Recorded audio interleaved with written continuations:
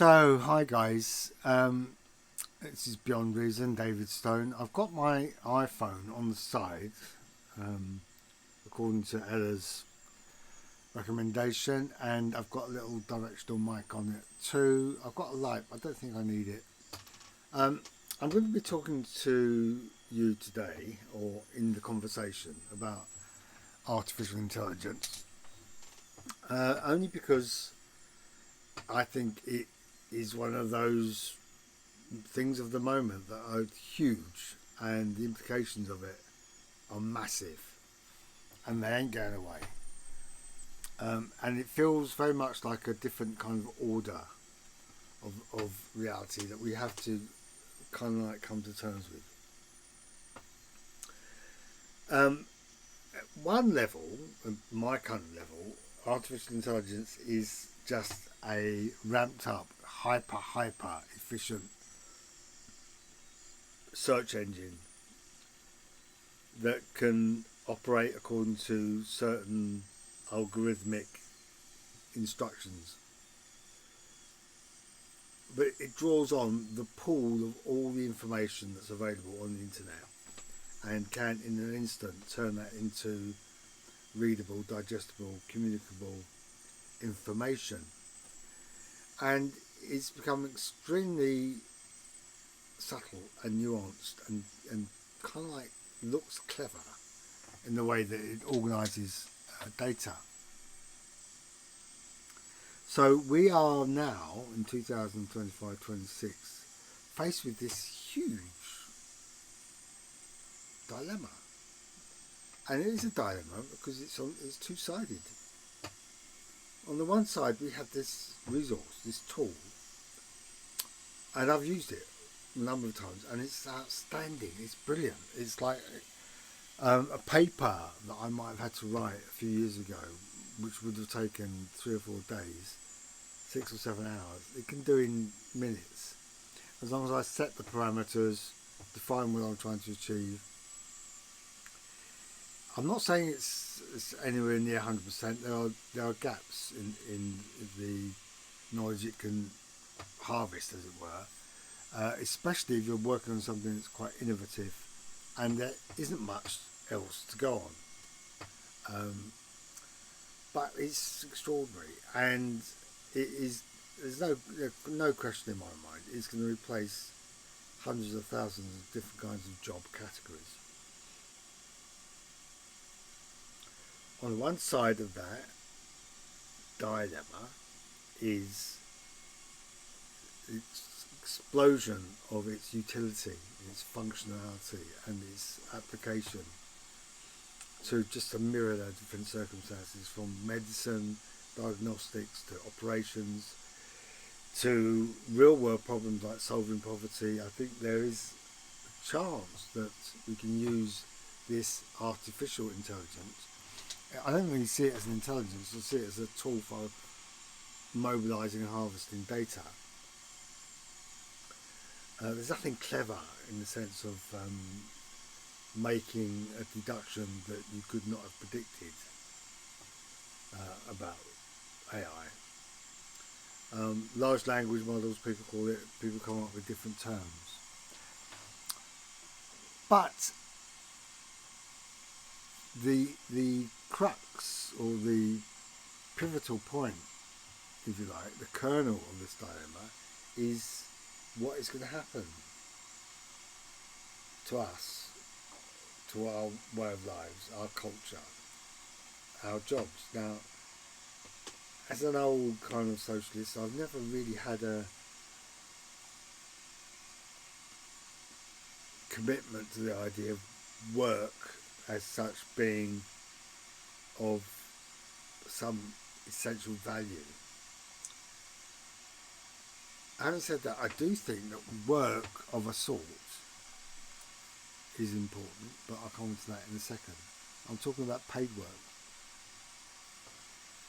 Now, some would see the growth of mercantilism towards the industrial economy as a positive step forward, in the sense that along in its train came not the tie that tied people to land or to farming or to production of material goods on the land of the landowner, the aristocracy, but freed the individual through wages. You could barter your wages wherever you wanted to within the marketplace, and depending on how much you were valued in terms of your craft, you could command some kind of reciprocity, I suppose, some kind of reciprocal arrangement with the person who's prepared to pay you.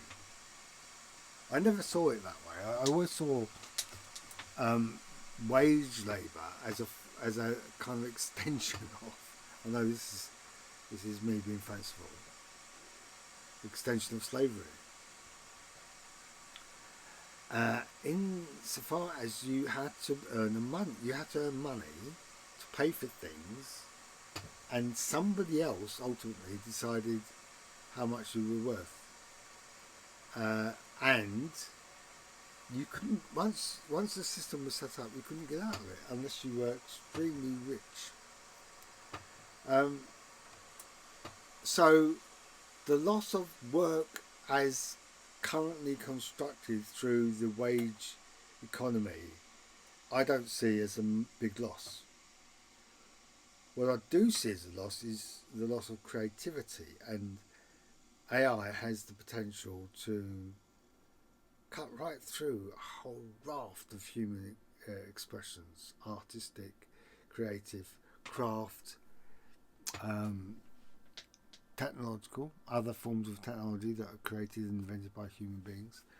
All of it could be become under huge pressure from the AI industry to mould, shape, culture, art, film, theatre, literature, design, architecture, under this new kind of dispensation of AI driving everything forward, because it can cut through in terms of time, efficiency, economy, and you don't have to pay it, right?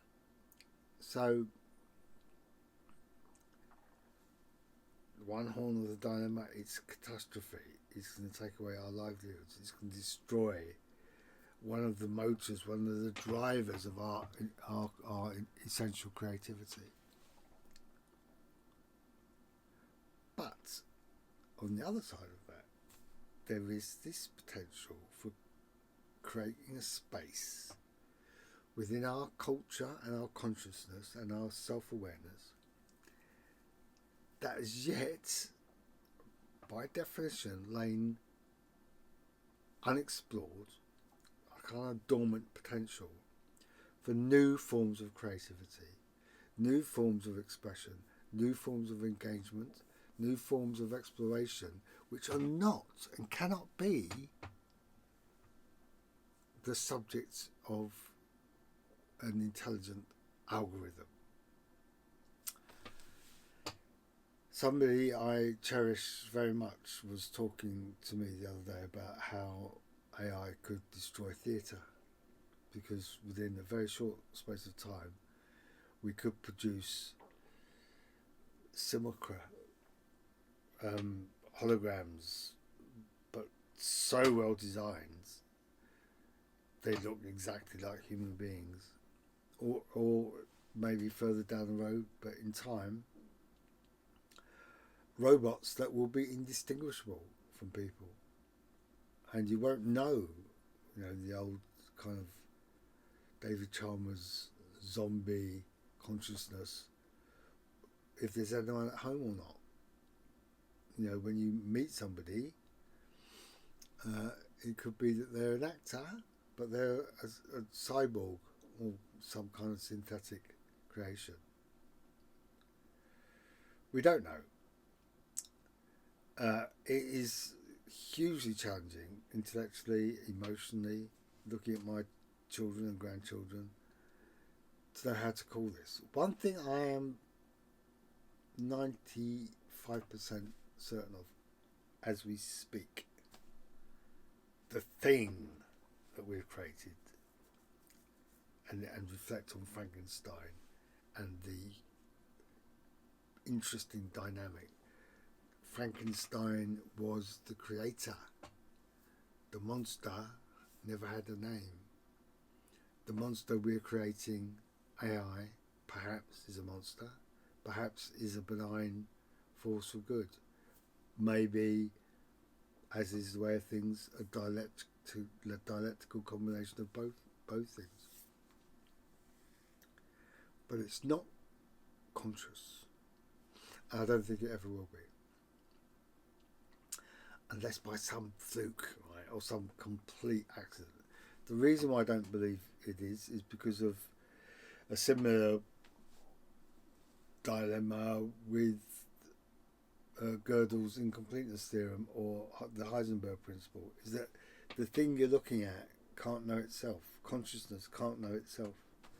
I'm going to talk about this in many other vlogs, but for now, in terms of artificial intelligence, it's not an intelligence, it's an artificial composite of algorithms driven by software and is machine based, and it doesn't think for itself. It harnesses data and harvests data and reproduces data according to our dictation. It won't ever be conscious because we ourselves don't understand our own consciousness. So there's no way, as far as I can see at the moment, we can reproduce it. If you don't understand something, you can't fully, properly reproduce it. So there you have it, a very quick one on artificial intelligence. It's an important subject. Obviously, I've not done any justice to it, but I'm just giving it a go, putting it out there, and seeing what you think.